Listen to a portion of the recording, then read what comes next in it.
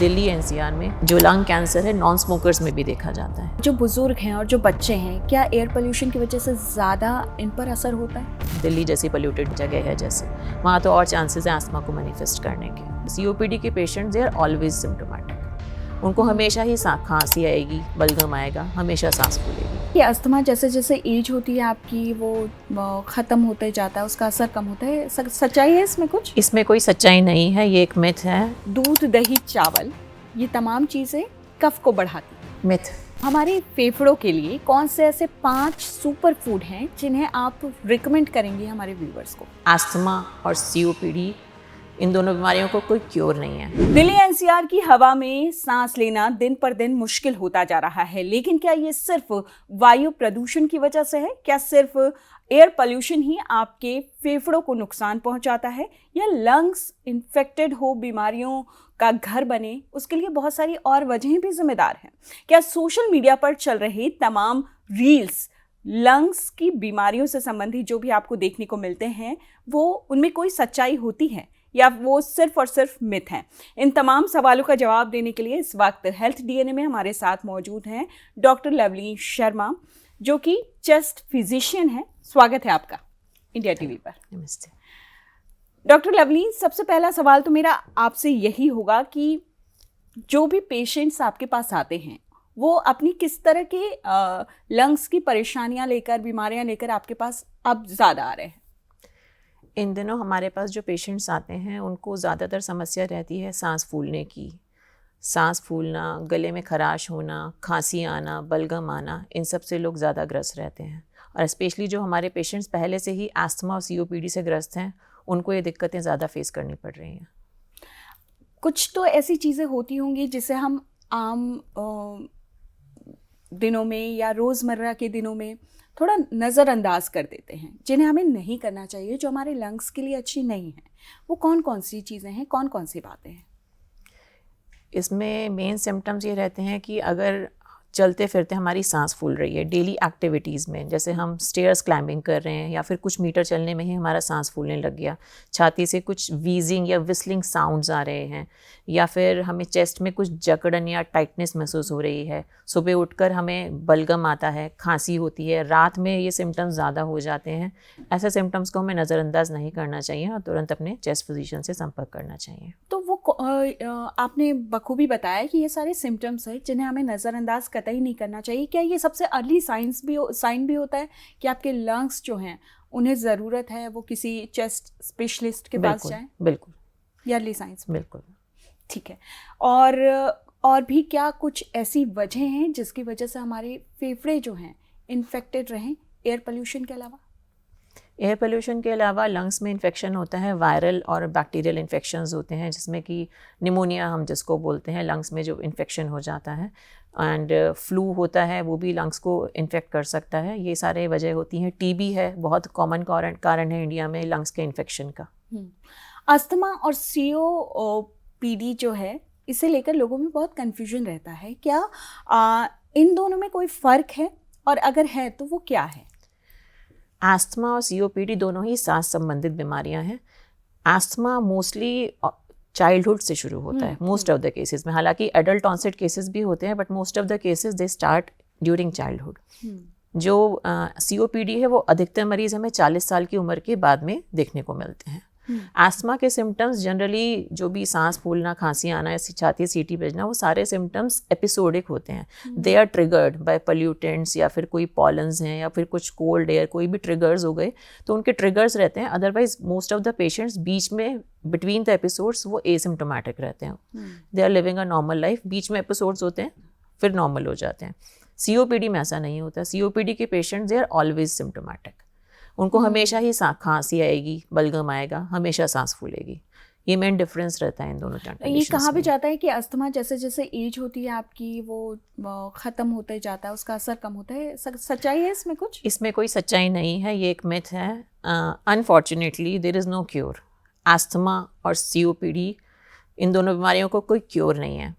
Asthma में जो genetic और एनवायरमेंटल फैक्टर्स का इंटरेक्शन होता है, दैट मैनिफेस्ट एज अस्थमा।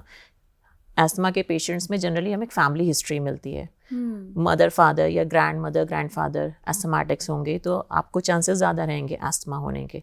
फिर आपका एनवायरनमेंट कैसा है, जैसे एनवायरनमेंट में आपका जहाँ आप सांस ले रहे हैं, दिल्ली जैसी पोल्यूटेड जगह है जैसे, वहाँ तो और चांसेस हैं एस्थमा को मैनिफेस्ट करने के। खांसी होती है तो हम आपके पास चाहते हैं कि हमें किसी चेस्ट स्पेशलिस्ट की ज़रूरत है। क्या कोई ऐसे हिडन सिम्टम्स हैं जो नॉक करते हैं कि आपके लंग्स जो हैं इन्फेक्टेड हो रहे हैं और आपके लंग्स में प्रॉब्लम है, आपको पता नहीं है उस लक्षण के बारे में? हिडन सिम्टम्स कुछ ऐसे हो सकते हैं जो थोड़े से अलग हों, खांसी से, बलगम से, या लंबे वक्त से आपको खांसी आ रही है, उनसे अलग भी कोई सिम्टम्स हो सकते हैं? बिल्कुल हो सकते हैं। अगर हम एग्जांपल ले इंडिया की मोस्ट कॉमन बीमारी का जो कि टीबी है, जो कि लंबे समय से इंडिया को इफेक्ट कर रही है, बिल्कुल, तो ऐसे पेशेंट्स को हो सकता है कि महीने 2 महीने से हल्का हल्का शाम में, इवनिंग राइज ऑफ टेम्परेचर बोलते हैं, शाम में हल्का हल्का बुखार लगता है, दिन भर ठीक रहते हैं, शाम में शरीर टूटने लगता है, उनको भूख लगनी कम हो जाती है, उनका वजन धीरे धीरे गिरने लगता है, शरीर में थकावट रहती है। शुरू में कई लोग इसको जस्ट पास ऑन कर देते हैं, कोई बात नहीं, ऐसे ही थकान हो गई होगी, थोड़ा बहुत बुखार आ जाता है, केमिस्ट के पास जाते हैं, फिर सेल्फ मेडिकेशन क्रोसिन ले लिया, बुखार खत्म हो गया, नॉर्मल हो गए। बट ये सिम्टम्स इग्नोर करने वाले नहीं होते, ये शुरुआती लक्षण टीबी के भी हो सकते हैं। तो ये शुरुआती लक्षण टीबी के भी हो सकते हैं। अगर आपको बुखार आता है, ज़रूरी नहीं कि खांसी आए ही आए, बिल्कुल, और वज़न आपका तेज़ी से गिरता है और आपको खाने पीने का मन नहीं करता, भूख घटती जाती है, तो बहुत पॉसिबल है कि आपको टीबी के ये सारे लक्षण हैं और आपको अपने चेस्ट स्पेशलिस्ट से, अपने डॉक्टर से तुरंत मिलना चाहिए। एयर पोल्यूशन पे मैं आती हूँ। ख़ासतौर पे ये बात करनी अभी इसलिए बेहद ज़रूरी है क्योंकि दिल्ली में एयर पोल्यूशन का लेवल दिल्ली एनसीआर में एक्सट्रीम हो चला है। ऐसी स्थिति में एयर पोल्यूशन हमारे लंग्स को कैसे प्रभावित करते हैं और हमारे लंग्स की हेल्थ एयर पोल्यूशन की वजह से किस हद तक ख़राब हो सकती है? एयर पोल्यूशन में एक्चुअली है क्या, हमारे आसपास जो हवा है उसमें जो कंटामिनेंट्स आ गए, चाहे वो डस्ट हो गई, चाहे वो व्हीकल्स के एग्जॉस्ट हो गए, फैक्ट्रीज़ का धुआं हो गया, वो सब मिलके पर्टिकुलेट मैटर हम जिसको बोलते हैं PM 2.5 जो कि फाइन मैटर है, और PM 10 जो उससे बिगर साइज़ के पार्टिकल्स हैं। इसके अलावा नाइट्रोजन ऑक्साइड्स हैं, सल्फर ऑक्साइड हैं, ओजोन है, ये सारे गैशियस चीज़ें हैं। जो हमारा PM 2.5 है उस पर ज़्यादा फोकस किया जाता है because it is fine matter. इसका जो ह्यूमन हेयर है उससे भी पतला होता है ये, और ये मैटर जो है इसको हमारे जो PM 10 से बड़े पार्टिकल्स होते हैं, जो कोर्स पार्टिकल्स होते हैं, वो हमारी नाक में फिल्टर है हेयर्स का, वो उसको क्रॉस नहीं कर पाते। जो कोर्स पार्टिकल्स होते हैं वो एयर से बाहर, मतलब नाक से बाहर फिल्टर हो जाते हैं, बट जो छोटे पार्टिकल्स होते हैं PM 2.5 वगैरह, वो जाते हैं, सेटल होके अंदर चले जाते हैं, डीप इनटू द लंग्स चले जाते हैं, और वहाँ पे लंग्स की टिश्यू को डैमेज करते हैं। और सिर्फ इतना ही नहीं, PM 2.5 और उससे भी छोटे जो अल्ट्रा फाइन पार्टिकल्स हैं वो ब्लड बैरियर को क्रॉस करके लंग्स से भी ब्लड स्ट्रीम में आ जाते हैं, and then they can affect our heart and our brain, जिससे वो स्ट्रोक्स, कार्डियोवास्कुलर डिजीज़, ये सब का कारण बन सकते हैं। तो और जो बुजुर्ग हैं और जो बच्चे हैं, क्या एयर पोल्यूशन की वजह से ज़्यादा इन पर असर होता है? बिल्कुल होता है। बच्चों का अगर देखा जाए, बच्चों की लंग्स अभी डेवलपिंग लंग्स हैं, उनकी लंग्स धीरे धीरे बढ़ रहे हैं, और बच्चों की सांस लेने की गति भी बड़े लोगों से ज़्यादा होती है। एक जो न्यूबॉर्न बेबी होता है वो 2 से 3 गुना ज़्यादा तेज़ सांस लेता है। छोटे बच्चे भी बड़ों की तुलना में ज़्यादा सांस लेते हैं, ज़्यादा एयर ले रहे हैं, कहने का मतलब ये है। और उनकी एक्टिविटीज़ भी ज़्यादा होती हैं, बच्चे ज़्यादा बाहर खेलते हैं, बाहर एक्सपोज्ड हैं आउटडोर एयर में, स्कूल आना जाना है, सब कुछ है। तो ग्रोइंग फेज़ में जब बच्चों के लंग्स को ये एक्सपोजर मिलता है एयर पोल्यूशन का, तो उनकी लंग की ग्रोथ अफेक्टेड होती है, जो कि लॉन्ग टर्म में जाके COPD जैसी बीमारियों का या अस्थमा जैसी बीमारियों का भी कारण बन सकती है। उनके लंग की ग्रोथ प्रॉपर नहीं होगी। डॉक्टर, हम रोज़ अपने काम के लिए बाहर निकलते हैं, घूमने फिरने निकलते हैं, तो हम अभी तक, और मैं स्पेशली दिल्ली NCR के लोगों की बात करना चाहती हूँ कि अभी तक हमारे फेफड़े कहाँ, हमारे लंग्स में इन्फेक्शन कहाँ तक फैल चुका है, हम कितना ज़्यादा प्रदूषण अंदर ले चुके हैं, कोई अंदाज़ा मैं आपको इस तरह से दे सकती हूँ कि एक नॉर्मल इंसान दिन भर में 11,000 लीटर एयर लेता है, सांस लेते हैं जब हम हर बार, तो 24 घंटे में 11,000 लीटर अंदर जाती है एयर। तो 11,000 लीटर आप समझते हैं कितना अमाउंट होता है। और दिल्ली की प्रदूषित हवा, वो डेली एक्सपोजर्स हैं, डेली हर इंसान इतनी हवा ले रहा है, छोड़ रहा है, सारे मैकेनिज्म्स चल रहे हैं, और ये जो चीज़ है वो क्यूमुलेटिव इफेक्ट्स होते हैं, it's not a one day thing.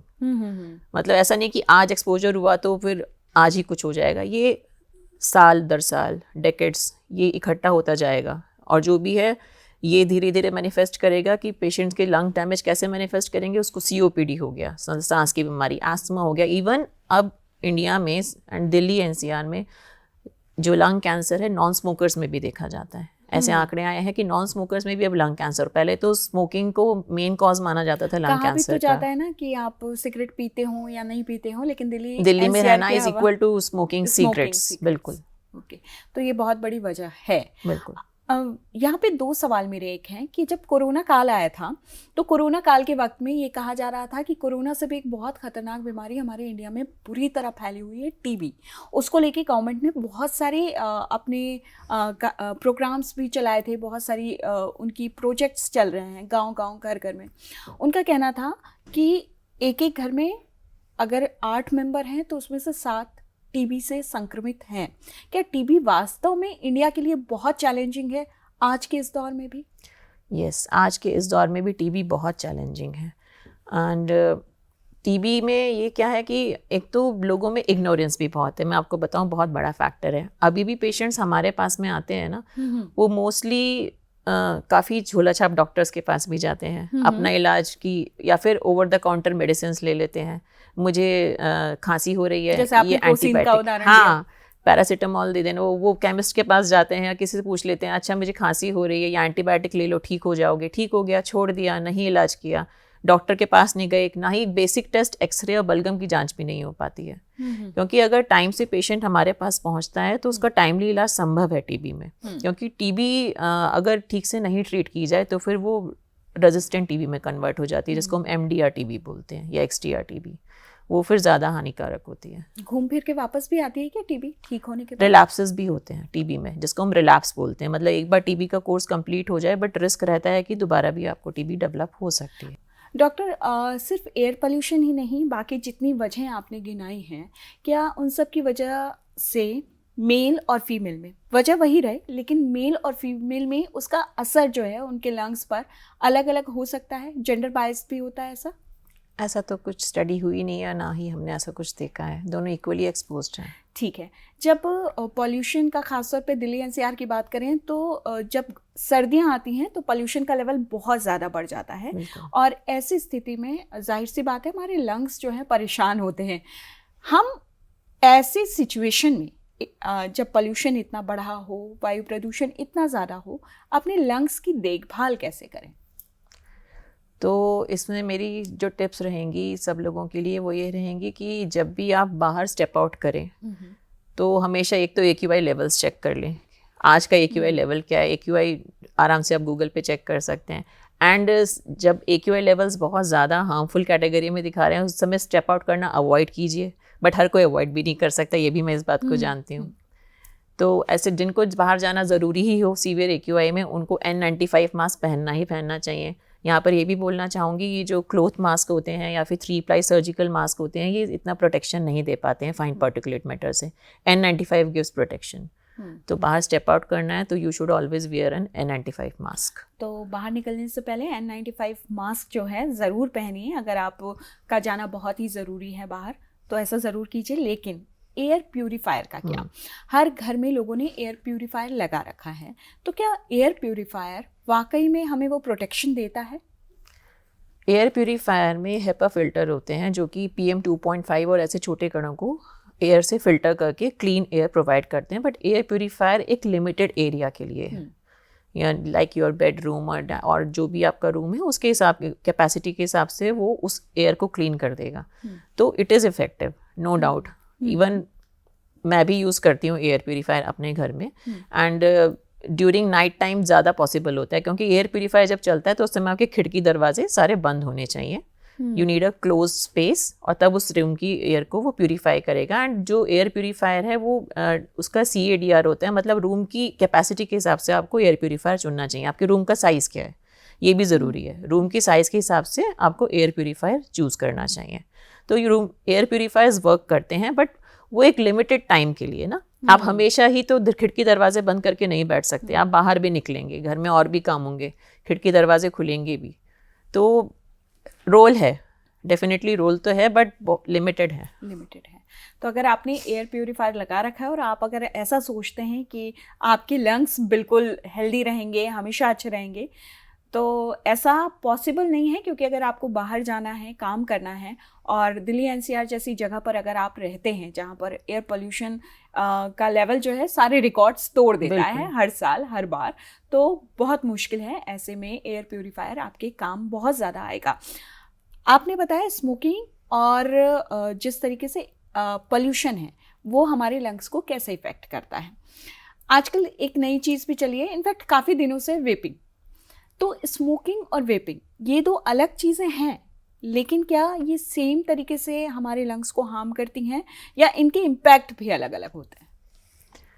Vaping का कंसेप्ट इनिशियली आया था कि जो स्मोकर्स क्विट करना चाहते हैं, तो टोबैको स्मोक नहीं करके उनको कुछ और लिक्विड पार्टिकल्स और उसमें निकोटीन डाल के वो स्मोक करें, वो पार्टिकल उसमें ई सिगरेट जिसको हम बोलते हैं उसका वेपर बनेगा, कुछ पार्टिकल्स को वो इनहेल करेंगे जिसमें निकोटीन जाएगा उनकी बॉडी में, they will get the kick off nicotine, but tobacco के जो हार्मफुल केमिकल्स होते हैं वो नहीं मिलेंगे उनको। तो इनिशियली इस तरह से इसको बेचा गया था जो भी इसकी शुरुआत हुई थी।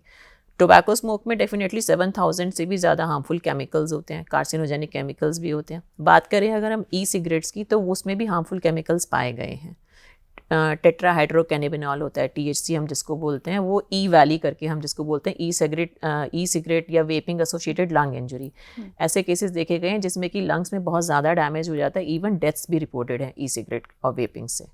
और भी केमिकल्स हैं, विटामिन ई एसिटेट है, यस, और प्रोपाइलिन ग्लाइकॉल होता है, हैवी मेटल्स भी पाए गए हैं ई सिगरेट की जो फ्यूम्स हैं। तो these are not safe alternatives अगर आप स्मोकिंग क्विट करना चाहते हैं। बन सकता है वेपिंग?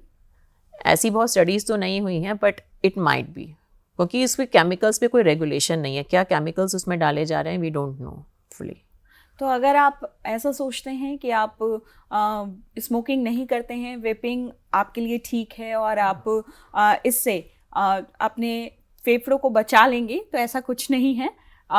ये भी आपके फेफड़ों के लिए, आपके लंग्स के लिए बिल्कुल भी हेल्दी नहीं है, नहीं करना चाहिए। नहीं। आप यही सलाह देंगे? नहीं करना, ठीक है।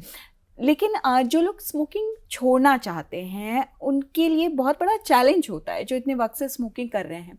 ऐसी स्थिति में क्या जब हम स्मोकिंग करना छोड़ देते हैं तो हमारे फेफड़े, हमारे लंग्स वापस हेल्दी हो जाते हैं? मैं ये तो नहीं कहूँगी कि आपने छोड़ा और वापस हेल्दी हो गई, हाँ, बट बॉडी में हमारे चेंजेस आने शुरू होते हैं, वो पॉजिटिव चेंजेस हैं। हमारा जो लंग्स की कार्बन मोनोक्सी हीमोग्लोबिन जो बन जाता है स्मोकर्स का, वो धीरे धीरे डाउन आना शुरू हो जाता है। लंग्स की कैपेसिटी धीरे धीरे बढ़नी शुरू होगी, और जो इवन लंग कैंसर का रिस्क है, आपका हार्ट डिजीज़ का रिस्क है, वो कुछ सालों में 15 ईयर्स और समथिंग वो एक नॉन स्मोकर के बराबर हो जाएगा। एक स्मोकर का जो लंबा टाइम है, बहुत लंबा। It will not take a few days और few months, it will take years to bring the lung cancer risk equivalent to that of a non smoker. But improvement होती है डेफिनेटली, आप अपने सिम्टम्स में भी इम्प्रूवमेंट महसूस करेंगे। जो आपको मॉर्निंग स्मोकर्स कफ होती थी वो धीरे धीरे चली जाएगी। These are the things. ये तो आपने बता दिया कि स्मोकिंग है और चाहे वेपिंग हो, ये दोनों हमारे लंग्स के लिए ऑफ कोर्स अच्छे नहीं हैं। लेकिन जो लोग स्मोकिंग छोड़ने का सोच रहे हैं उन्हें आप क्या कहना चाहोगे? क्योंकि जाहिर सी बात है बहुत मुश्किल है, और वो सोच रहे हैं कि हम स्मोकिंग छोड़ते हैं, हम इसके लिए वेपिंग शुरू करते हैं, उनके लिए क्या सलाह है आपकी? पहली सलाह तो यही है कि vaping is not the option for quitting smoking. तो उसको तो भूल जाइए कि हम वेपिंग करके स्मोकिंग छोड़ देंगे, क्योंकि वेपिंग में भी निकोटीन जा रहा है बॉडी में। Nicotine is the addictive substance जो कि आपको टोबैको से भी मिलता है, वही आपको वेपिंग में भी मिल रहा है। आप स्मोकिंग तो नहीं छोड़ पाएंगे वेपिंग करके, apart from the other health risk of vaping. तो वो ऑल्टरनेटिव नहीं है स्मोकिंग छोड़ने के लिए। अगर आप स्मोकिंग छोड़ना चाहते हैं तो लोगों को, और भी मैंने जो मेरे पास पेशेंट्स आते हैं स्मोकिंग करते हुए और सिम्टम्स के साथ में, तो बोलते हैं कि डॉक्टर साहब पहले मैं 10 सिगरेट पीता था, अभी मैंने 5 कर दी है। तो मैं कहती हूँ उससे कोई फ़र्क नहीं पड़ेगा, ऐसे आप कभी सिगरेट नहीं छोड़ पाओगे। छोड़नी पड़ेगी आपको, एकदम बंद करनी पड़ेगी, क्योंकि होता क्या है ना, हमारा ब्रेन जो है निकोटिन किक लेता है स्मोकिंग से। तो ब्रेन भी बहुत स्मार्ट है। जो 10 सिगरेट में वो पीता था ना, जो ब्रेन को किक मिलता था, वो 5 सिगरेट में भी डीप कश लेकर उतना ही ले लेगा वो निकोटीन, और वो डिपेंडेंस कभी नहीं जाने वाली है। तो इट्स नॉट लाइक मैंने 10 से अब 5 कर दिया है, अब 2 कर दिया है, अब तो कम है, मैं धीरे धीरे इसको बंद कर दूंगा, वो नहीं हो पाता नहीं है। हो पाता। तो अगर आपको स्मोकिंग छोड़नी है तो आपको 0 करना पड़ेगा। बिल्कुल, वो 10 से 5 और 5 से 2 और 2 से 1 करने का कोई फायदा नहीं है। एक और ट्रेंड बहुत है अभी, वो है हुक्के का। फ्लेवर्ड हुक्का लोग बहुत पसंद करते हैं और हालांकि काफ़ी जगहों पर बैन है, लेकिन उसके बावजूद लोग घर पे लेते हैं, या फिर कई और शहर और कई राज्य जहाँ पर ये चलते हैं, वहाँ जिन पर बैन नहीं है वो कैफेज हैं, हुक्का बार। I know. ठीक है, तो ये हुक्का, हमने स्मोकिंग पे बात की, हमने वेपिंग पे बात की, हुक्का किस तरीके से हमारे लंग्स को डैमेज करता है? क्या इसका इम्पैक्ट भी वेपिंग और स्मोकिंग जितना ही होता है? बिल्कुल, टोबैको स्मोक जा रही है उसमें भी, चाहे वो फ्लेवर्ड है, वो फ्लेवर्ड जो केमिकल्स हैं हम नहीं जानते वो क्या केमिकल्स जा रहे हैं। वो हीटेड केमिकल्स हमारे एयरवेज में जाएंगे, उनको इरिटेट करेंगे, इन्फ्लेमेशन करेंगे, कफ और म्यूकस प्रोडक्शन होगा, लॉन्ग टर्म में तो एयरवे डैमेज ही होगा। ये सारी चीज़ें लंग्स के लिए खतरनाक है। Not recommended, you should not go to hookah bars and smoke hookah, never. अच्छा, खतरनाक का अगर मैं लेवल पूछूं, स्मोकिंग की बात करें, हम वेपिंग की बात करें और हम हुक्के की बात करें, आप कोई कैटेगरी, कोई नंबर दे सकती हैं? First, second, third? It's not like category और नंबर। स्मोकिंग और हुक्का इज ऑलमोस्ट बराबर। ओके, वेपिंग को हम थोड़ा नीचे रख सकते हैं कि टोबैको वाले हार्मफुल केमिकल्स नहीं है, but it is still harmful. ठीक है।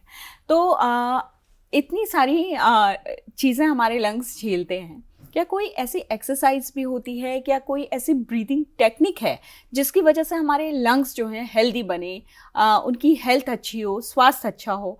और उनके लिए भी बताइए जो स्मोकिंग करते हो। जो हमारे पेशेंट्स रहते हैं COPD के, जो स्मोकिंग कर रहे हैं और जिनको सांस फूल रही है, या फिर जो स्मोकिंग नहीं भी कर रहे हैं, जो हमारे पास सांस के मरीज़ रहते हैं, उनको हम एक्सरसाइजेस बताते हैं pursued lip breathing. Pursued lip breathing का मतलब होता है इनहेल थ्रू योर नोज, मतलब नाक से सांस लेनी है कुछ सेकंड के लिए, देन उसके बाद में like blowing out a candle, होठों को पर्स करना है एंड स्लोली एक्सेल करना है, like breathing through your nose, then long exhalation. That is one thing that helps in COPD patients. और एक होता है डायफ्रेगमेटिक ब्रीदिंग।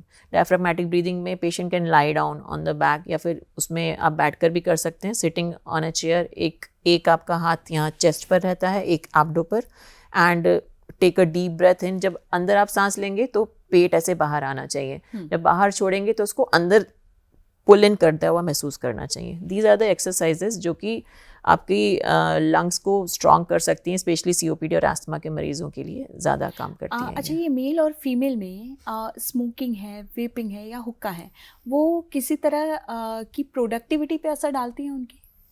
हाँ, ऐसे देखा तो गया, फर्टिलिटी पर, स्पर्म काउंट पर इफेक्ट पड़ता है स्मोकिंग का। मुझे खांसी की प्रॉब्लम नहीं है, मुझे कफ कोल्ड नहीं है, मैं अच्छे से सांस ले पाती हूँ, क्या कोई ऐसे टेस्ट हैं जो मुझे करवाने चाहिए ये सब कुछ ठीक होने के बावजूद, कोई सिम्टम्स नहीं है, जिससे मुझे पता चले कि मेरे लंग्स ठीक हैं या फिर नहीं हैं? इसमें टेस्ट होता है स्पायरोमेट्री, जिसको हम नॉर्मल लैंग्वेज में बोलते हैं लंग फंक्शन टेस्ट या पल्मनरी फंक्शन टेस्ट।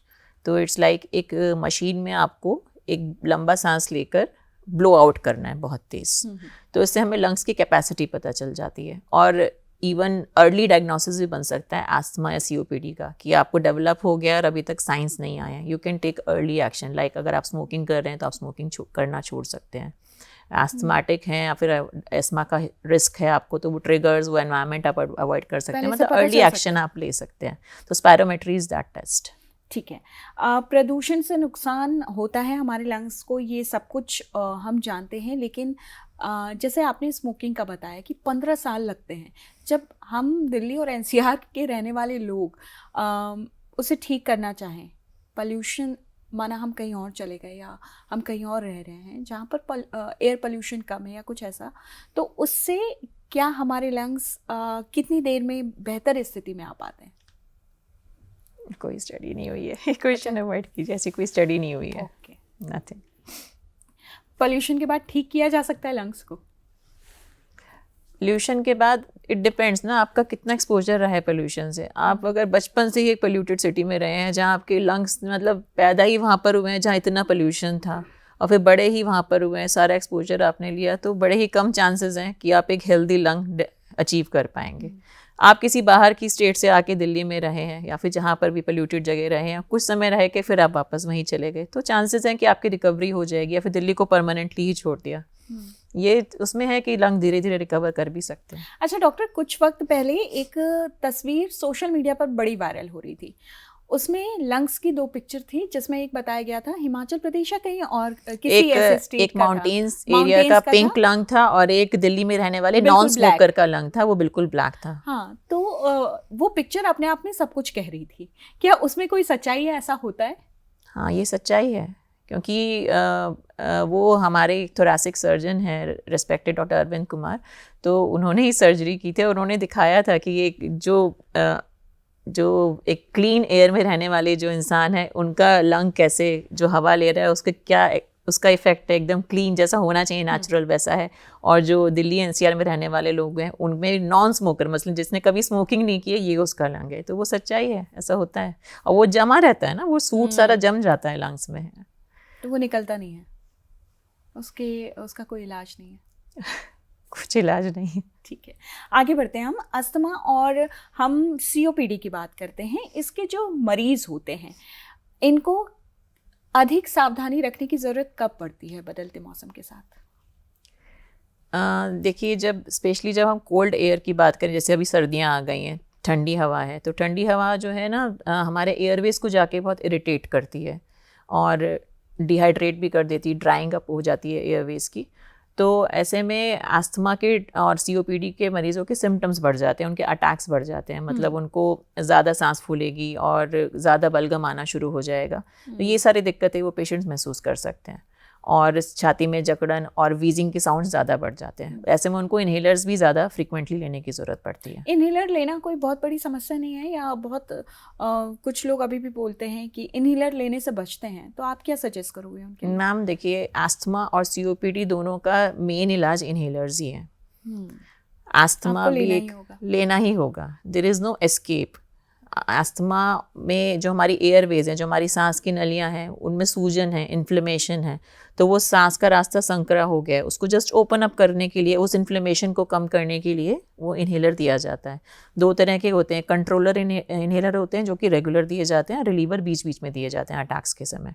और सीओपीडी में भी इन्हेलर्स का ही मेन रोल रहता है। तो इन्हेलर्स तो मेन स्टे ऑफ ट्रीटमेंट है सीओपीडी और अस्थमा का। There is no escape from inhalers in asthma and COPD.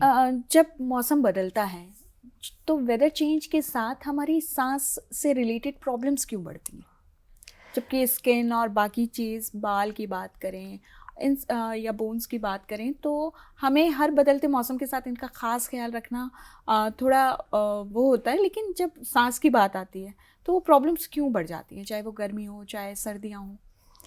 Season change के साथ में बहुत सारी चीज़, एक तो टेम्परेचर चेंजेस होते हैं, ह्यूमिडिटी चेंजेस होते हैं हमारे एनवायरनमेंट में। जैसे स्प्रिंग का सीज़न है तो उस समय प्लांट्स के पॉलन सीज़न का भी टाइम होता है, ढेर सारे पॉलन्स का टाइम होता है। ये पॉलन्स जो हैं अस्थमा के अटैक्स ट्रिगर करते हैं। टेम्परेचर और ह्यूमिडिटी के चेंजेस हैं, जब गर्मियों का टाइम होता है या फिर मॉइस्चर, ये मानसून का टाइम होता है, उस समय जो ह्यूमिडिटी लेवल्स होते हैं वो भी अस्थमा के अटैक्स के लिए कारण बनते हैं। एंड जो ड्राई एयर है, जैसे मैंने पहले भी बताया, कोल्ड एंड ड्राई एयर अपने आप में अस्थमा के एयरवेज को इरिटेट करेगी और उससे भी अस्थमा के अटैक्स हो सकते हैं। और हम मोस्टली जो विंटर सीजन है उसमें हम इंडोर ज़्यादा रहते हैं। ठंड के मौसम में ज़्यादातर लोग घर में अंदर रहना पसंद करते हैं। इंडोर एयर पोल्यूशन भी होता है, डस्ट माइट्स होते हैं, और वायरसेस का स्प्रेड ज़्यादा फ्रीक्वेंटली हो जाता है ऐसे क्लोज स्पेसेस में, घर में ज़्यादा रहने से। तो वो भी रीज़न होता है अटैक्स ज़्यादा बढ़ने का। वायरस इन्फेक्शन और बैक्टीरिया इन्फेक्शन, ये तो अलग चीज़ें हैं। इनसे जो संक्रमण होता है हमारे लंग्स को, जो नुकसान होता है, उनमें कितना फ़र्क होता है, अगर वो वायरस से हुआ है या फिर बैक्टीरिया से हुआ? तो वायरस या बैक्टीरिया, अगर हम वायरस की पहले बात करें तो वायरल इन्फेक्शन जो है जनरली उसकी शुरुआत होती है सोर थ्रोट या फ्लू से। शुरुआत ऐसी होती है, गला खराब हुआ, नाक बहनी शुरू हुई, कुछ नेज़ल सिम्टम्स आए, और उसके बाद हल्का सा बुखार चढ़ेगा, शरीर में दर्द, हल्का बुखार, फिर धीरे धीरे खांसी आनी शुरू होती है, जो धीरे धीरे खांसी आनी शुरू होती है, जो जनरली ड्राई कफ होती है।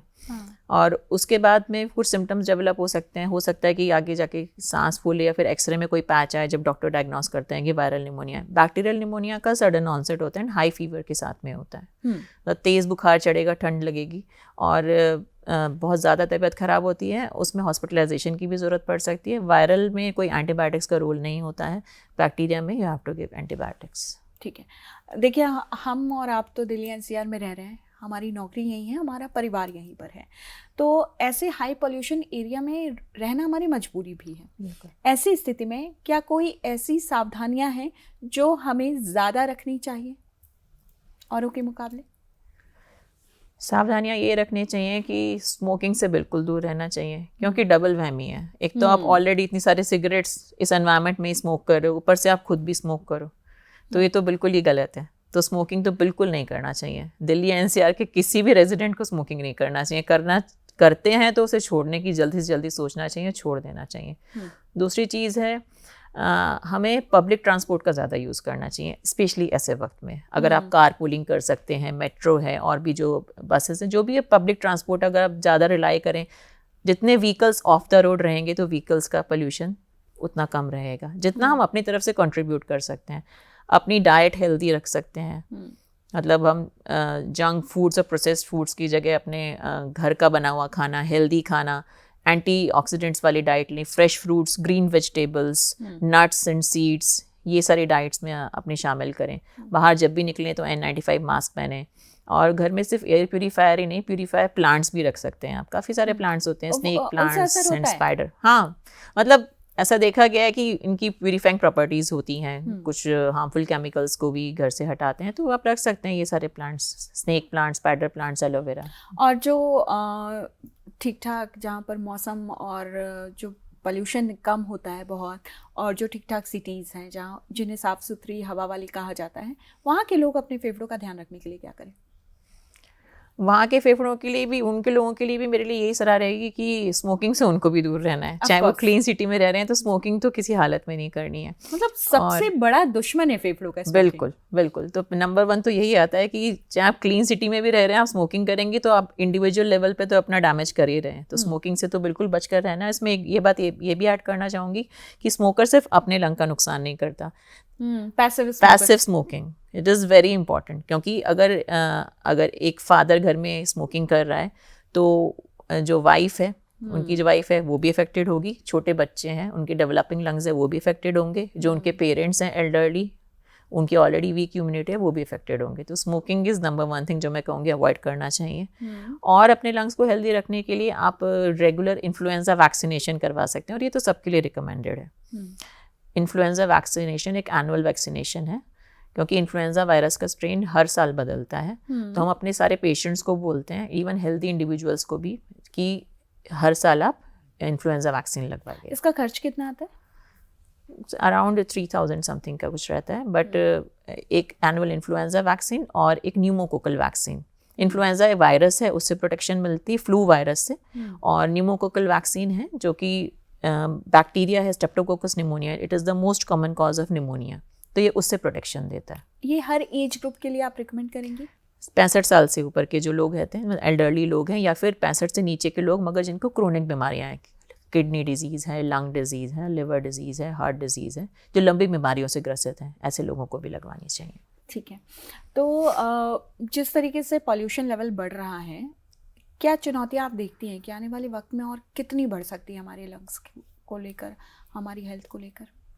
चुनौतियाँ यही रहेंगी, जो हमारे पेशेंट्स ऑलरेडी अस्थमा COPD से ग्रसित हैं, उनकी ज़्यादा फ्रीक्वेंट हॉस्पिटलाइजेशन जो अभी भी हम देखना शुरू कर चुके हैं, OPD विजिट्स बढ़ चुकी हैं, ICU हॉस्पिटल एडमिशन्स बढ़ चुके हैं। जो लोग स्मोकिंग नहीं भी करते हैं उनको भी यही सब सिम्टम्स COPD और एस्थमा डेवलप होने का रिस्क रहेगा, इवन लंग कैंसर का भी रिस्क रहेगा। ये फ्यूचर की चुनौतियाँ हैं। बच्चे हैं, उनके लंग्स की ग्रोथ अच्छे से नहीं डेवलप होगी, आगे जाके वो भी इन बीमारियों से ग्रसित होंगे। एक 6 मिनट चलने वाली थ्योरी है, उसका सिग्निफिकेंस क्या है, और क्या वो थ्योरी है या प्रैक्टिकल भी वो सही है? It's not exactly a theory, ये हम इसे बोलते हैं 6 मिनट वॉक टेस्ट। ओके, तो ये हम अपने पेशेंट्स में करते हैं, उनका इवैल्यूएशन करने के लिए, जैसे कि उनका लंग्स का स्टेटस या कार्डियोवास्कुलर स्टेटस कितना अच्छा है। इन द सेंस हम उसमें पेशेंट को 6 मिनट्स एक 30 मीटर के ट्रैक पे चलने के लिए बोलते हैं, टू एंड फ्रो वो चलेंगे, और फिर हम देखते हैं कि उन्होंने कितना डिस्टेंस कवर किया और इस बीच में क्या उनका सांस फूला, क्या उनके पैर में दर्द हुआ, कहीं छाती में दर्द हुआ, क्या उन्हें टेस्ट बीच में रोकना पड़ा, वो कितना चल पाए डिस्टेंस, और क्या इस बीच में उनका ऑक्सीजन लेवल तो नहीं फॉल हो गया। जैसे बेस लाइन पे अगर उनका मान लीजिए 98 समथिंग था, तो टेस्ट के बाद में 93 94 आ गया, तो चलते हुए ऑक्सीजन फॉल हो रहा है, तो ये लंग की कुछ परेशानी हो सकती है, हार्ट से रिलेटेड हो सकती है, तो ये काफ़ी इंपॉर्टेंट टेस्ट होता है। अच्छा, हमारे फेफड़ों के लिए कौन से ऐसे 5 सुपर फूड हैं जिन्हें आप रिकमेंड करेंगे हमारे व्यूवर्स को? तो ये सुपर फूड्स हमारे आसपास ही अवेलेबल हैं, जिसमें कि नट्स हो गए, जितने हमारे ड्राई फ्रूट्स होते हैं, एंड अखरोट, बादाम, ये सारे जो ड्राई फ्रूट्स हैं। फिर बेरीज़ हैं, स्ट्रॉबेरीज़, ब्लूबेरीज़, और लेंटिल्स होते हैं, मतलब दालें, बीन्स, फाइबर रिच फूड्स होते हैं, and green leafy vegetables, ginger, ये सारी चीज़ें जो रहती हैं, ये सब एंटीऑक्सीडेंट्स से, they are full of antioxidants, तो ये अंदर का इन्फ्लेमेशन, डैमेज, उसको भी रिपेयर करने में हेल्प कर सकते हैं। तो these are the things that we should take apart from green leafy vegetables. जी, और कौन सी ऐसी 5 आदतें हैं, कौन सी ऐसी 5 चीज़ें हैं जो हमें अपने लंग्स को हेल्दी रखना है तो बिल्कुल इनसे दूर रहना चाहिए, अगर आदत है तो छोड़नी चाहिए? ओके, तो सबसे पहले स्मोकिंग ही बोलूँगी। स्मोकिंग बिल्कुल नहीं करना चाहिए। स्मोकिंग है, वेपिंग है, वो सब छोड़ देना चाहिए। एंड इन दिनों के लिए बोलूँगी कि आपको मॉर्निंग इवनिंग वॉक्स नहीं करने चाहिए फ़िलहाल के लिए, क्योंकि इस समय पोल्यूशन बहुत ज़्यादा है, तो इस समय walking, jogging, running in morning and evening is not going to help you, it's going to harm your lungs. तो इस समय जब भी AQI के लेवल ज़्यादा हों, ये सारी एक्टिविटीज़ आपको अवॉइड करनी चाहिए। हेल्दी डाइट रखनी चाहिए, प्रोसेस्ड फूड कम से कम खाना चाहिए, एंटीऑक्सीडेंट रिच डाइट लेनी चाहिए आपको। तो जितना प्रोसेस्ड चीज़ें हैं, जंक चीज़ें हैं, एंड इवन अल्कोहल भी आपको अवॉइड करना चाहिए। अल्कोहल भी लंग्स को इन्फेक्शन के लिए प्रोन करता है, निमोनिया का भी कारण होता है, तो अल्कोहल और इन सब चीज़ों से दूरी बना के रखनी चाहिए। लोग खांसी में या फिर कफ होने पर रम या फिर ब्रांडी लेना, ये बिल्कुल रिकमेंडेड नहीं है, ना ही इसका कोई रोल है, बिल्कुल रिकमेंडेड। तो अगर आपको खांसी है, सर्दी खांसी है, उसको ठीक करने के लिए आप सोच रहे हैं कि रम और ब्रांडी इस मौसम में आपकी हेल्प करेगा, तो ऐसा बिल्कुल नहीं है, ये सिर्फ मिथ है। हाँ, हम कुछ सवाल आपसे पूछेंगे, आप उसका जवाब आपको मिथ और ट्रुथ में देना है, बिकॉज ये सोशल मीडिया पर काफ़ी चल रहा है, तो हम चाहते हैं लोगों को पता चले कि इनकी सच्चाई क्या है। सिर्फ मिथ और ट्रुथ में आपको जवाब देना है। शुरू करते हैं हम। घर में पौधे लगाने से आसपास की हवा साफ होती है, मिथ और ट्रुथ? ट्रुथ। ट्रुथ। स्टीम लेने से फेफड़ों की सारी गंदगी दूर हो जाती है, मिथ। बहुत बड़ा मिथ है। एयर प्यूरिफायर हवा को पूरी तरीके से साफ कर देता है, इट्स पार्शियली ट्रू, या। लंबे वक्त तक मास्क पहनना फेफड़ों को नुकसान पहुंचा सकता है, मिथ और ट्रुथ? मिथ। दूध, दही, चावल, ये तमाम चीजें कफ को बढ़ाती हैं, मिथ। तो आपको अच्छी तरह पता चल गया होगा कि कौन सी बातें मिथ हैं, कौन सी बातें ट्रुथ हैं। तो सोशल मीडिया पर मत जाइए, गूगल मत कीजिए। अगर आपको सांस लेने से संबंधित और फेफड़ों से रिलेटेड कोई प्रॉब्लम हो रही है, डॉक्टर की सुनिए, और डॉक्टर लवलीन ने जो भी कहा उसका ज़रूर ख्याल रखिए। और ख़ास तौर पर इस कॉन्वर्सेशन से जो निकल कर सामने आया है, मुझे जो 3 चीज़ें लगती हैं, पहली ये है कि स्मोकिंग से दूर रहिए, चाहे वो वेपिंग हो, चाहे स्मोकिंग हो, चाहे हुक्का हो, सभी आपके लंग्स को बेहद नुकसान पहुंचा रही हैं। थोड़ा कम ऊपर नीचे हो सकता है, लेकिन आपके लंग्स जो हैं उनकी वजह से इफेक्टेड हो रहे हैं। दूसरा, अगर आपको कोई भी सिम्टम्स नज़र आता है कि आपको कफ हो रहा है, खांसी हो रही है, तो गूगल पे मत जाइए, अपने फिजिशियन से मिलिए, उनके पास जाइए, पूछिए। और तीसरा कि अपनी डाइट को आप बहुत अच्छा रखिए। एयर पोल्यूशन की हम बात क्या करें, एयर पोल्यूशन दिल्ली NCR में तो है ही, लेकिन बाकी शहर इससे बहुत ज़्यादा अछूते हैं, ऐसा नहीं लगता। थोड़ा कम ज़्यादा हो सकता है, लेकिन एयर पोल्यूशन एक ऐसी समस्या है जिससे हर कोई 2-4 हो रहा है। तो कोशिश कीजिए कि घर में रहिए, और ठंड का दिन है तो मॉर्निंग और इवनिंग की वॉक जो है, टहलने की जो आदत है, उसे थोड़े दिन के लिए कंट्रोल कीजिए। वेट कीजिए कि हमारे आसपास की आबो हवा थोड़ी साफ सुथरी हो सके।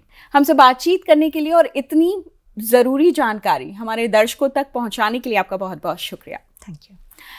तो तमाम बड़ी खबरों के लिए आप इंडिया टीवी के साथ जुड़े रहिए, और हमें पूरी उम्मीद है कि इस कॉन्वर्सेशन के बाद आपको उन तमाम सवालों के जवाब अपने लंग्स से रिलेटेड मिले होंगे जो आप गूगल में या सोशल मीडिया में तलाशते हैं। डॉक्टर की सुनिए, डॉक्टर की मानिए, और अपनी सेहत का खूब ख्याल रखिए।